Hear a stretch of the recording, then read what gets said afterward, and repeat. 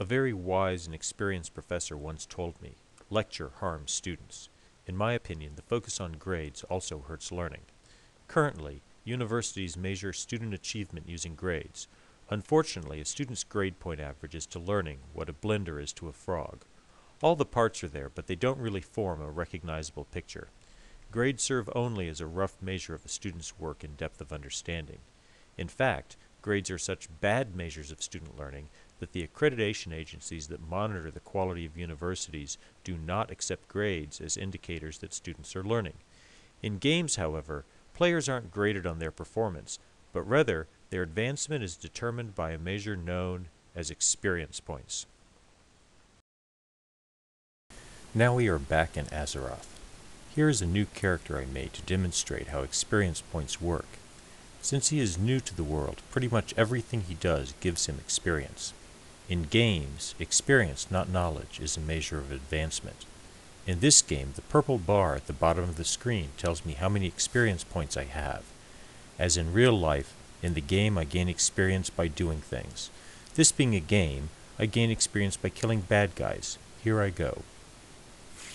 Let's jump ahead in the game to the point I have tracked down the bad guys, creatures called kobolds. As you can see, my character is working hard on this task, killing kobolds.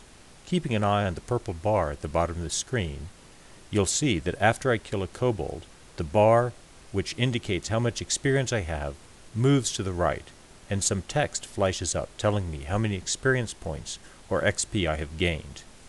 I only gain experience when I actually kill a kobold. The only way I can gain experience in a game is by actually completing tasks, and the more tasks I complete, the more experience I get. How would the university change if college, instead of awarding grades, awarded experience points? How would replacing grades with experience points improve how learning is measured and rewarded? Let's assume that this circle represents some area of expertise or competence that's supposed to be mastered in a class. Typically, different students learn different parts of the material. Say student A masters this part of the class, while student B, who has different interests, abilities, and prior knowledge, learns this part. When faculty test knowledge, the test typically samples only a small area of what should be learned. The general belief is that the more of an area a student knows, the better their grade will be, at least averaged over many exams. Why doesn't this work? Let's take a look at a second case and see what happens if students master less of the course material. Clearly, neither student A nor student B has learned as much, and the overlap of the exam, shown as the blue regions with student knowledge, is much less.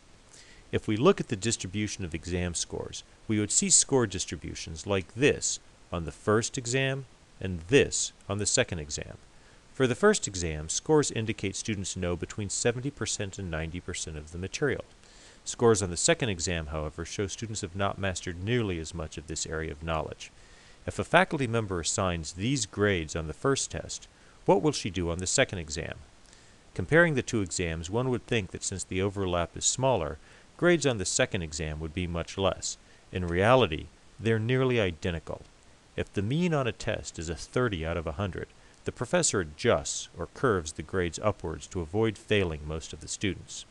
What this means is that if an entire class performs poorly and fails to master critical areas of competence, almost everyone will pass. If universities awarded experience points rather than grades, there would be no need to curve because there would be no failing grade. Rather, a student who got a high score on an exam would simply gain more experience points than the student who scored poorly. Since all experience advances a student, rather than the stigma of failure, poor performance simply means slower advancement through the program. Those students who did not learn what the class had to teach would need to find some other way to gain needed experience. Without grades, however, how does a college know a student is qualified to earn a degree? This brings us to the second lesson college can learn from games, but let's first look at how students earn a degree in the current version of college. In the typical college program, a degree is earned by completing a curriculum, or set sequence of courses. Increasingly, people are realizing how restrictive curricula are in the information age. For example, students at my university take about 42 courses on the path to graduation and earn about 3 credits per course. This is a visual map of our program's curriculum. Ideally, students march through this curriculum in lockstep, like Nazis marching into Paris. In this ideal of a university, a student advances each year, i.e. freshman to sophomore, by completing 32 credits. By passing required courses in the specified order, i.e. following the curriculum, and earning enough credits, students graduate after 4 years. For most students, the ideal curriculum is a myth. Navigating the maze of courses requires professional advice.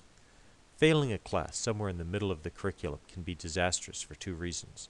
First, you must pass earlier classes to take later classes, and second, earning credits is binary. You either pass a class or you don't. Thus, failing a class can delay graduation by as much as a year. Dropping a class has the same effect. If the vision of personalized education is ever to be achieved, this must change.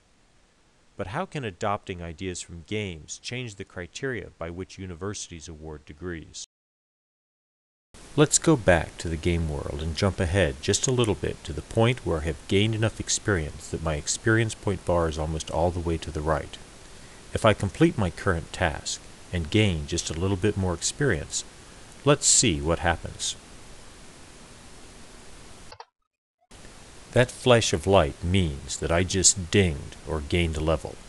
This brings us to the second idea that college can draw from games.